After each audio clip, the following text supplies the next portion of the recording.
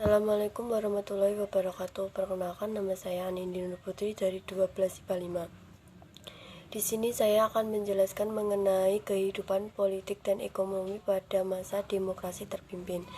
Latar belakang kehidupan politik pada masa demokrasi terpimpin dilatar belakangi oleh belum pernah mencapai kestabilan secara nasional pada masa demokrasi parlementer.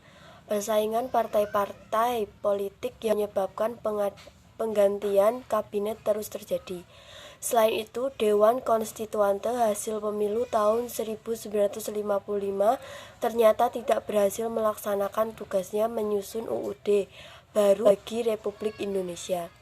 Pada tanggal 5 Juli 1959, Presiden Soekarno mengeluarkan dekret yang berisi 1. Menetapkan atau membubarkan konstitusi.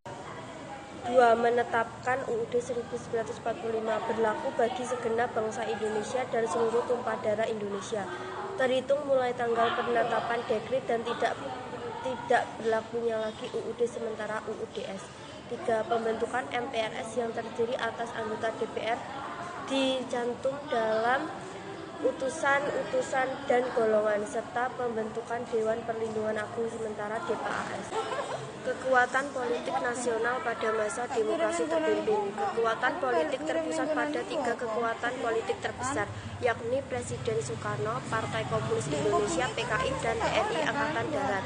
Berbeda dengan masa sebelumnya, pada masa demokrasi terpimpin, partai politik tidak mempunyai peran besar lagi dalam pentas politik nasional.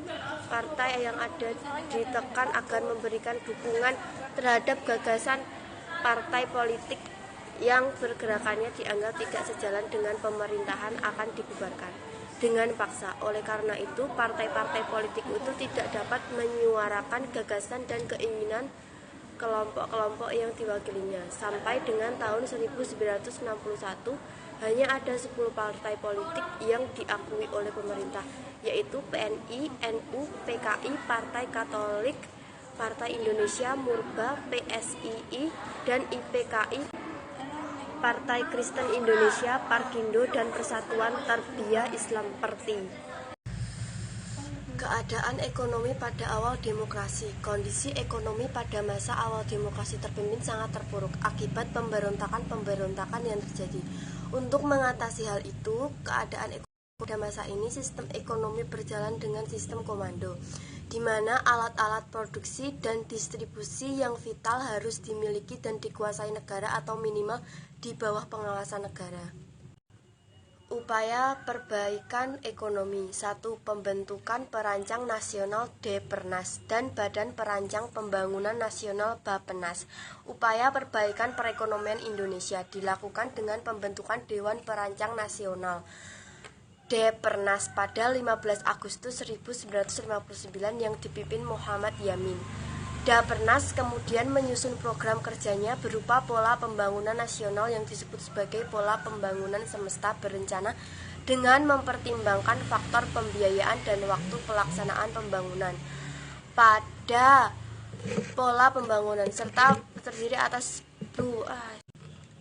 Dapernas kemudian menyusun program kerjanya berupa pola pembangunan nasional yang disebut sebagai pola pembangunan semesta berencana dengan mempertimbangkan faktor pembiayaan dan waktu pelaksanaan pembangunan. Pola pembangunan semesta berencana terdiri atas blueprint, tripola yaitu proyek pembangunan, pola penjelasan pembangunan, dan pola pembiayaan pembangunan. 2. Penurunan nilai uang untuk membendung inflasi dan mengurangi jumlah uang yang beredar di masyarakat. Pada tanggal 25 Agustus 1950, pemerintah mengumumkan penurunan nilai uang. Gimana sih penurunan nilai uang tersebut? Sebagai contoh, uang untuk kertas pecahan Rp500 nilainya akan berubah menjadi 50, begitu seterusnya. Selain itu, semua simpanan di bank yang melebihi Rp25.000 akan dibekukan. 3. Melaksanakan Deklarasi Ekonomi Dekon. Pada tanggal 28 Maret 1963 dikeluarkan landasan baru bagi perbaikan ekonomi secara menyeluruh, yaitu Deklarasi Ekonomi Dekon. Tujuan dibentuknya Dekon adalah untuk menciptakan ekonomi yang bersifat rasional, demokratis, dan bebas dari imperialisme. Meski begitu, dalam pelaksanaannya, Dekon tidak mampu mengatasi kesulitan ekonomi dan masalah inflasi. Dekon justru mengakibatkan perekonomian Indonesia stagnan. Masalah perekonomian diatur atau dipegang oleh pemerintah. Sedangkan prinsip-prinsip dasar ekonomi sering diabaikan. Pembangunan proyek mercusuar. Keadaan perekonomian semakin buruk karena pembangkakan biaya proyek mercusuar. Proyek Mercusuar Soekarno adalah proyek pembangunan ibu kota agar mendapat perhatian dari luar negeri untuk memfasilitasi Ganevo, Games of the New Emerging Force, sebagai tandingan dari Olimpiade pemerintah.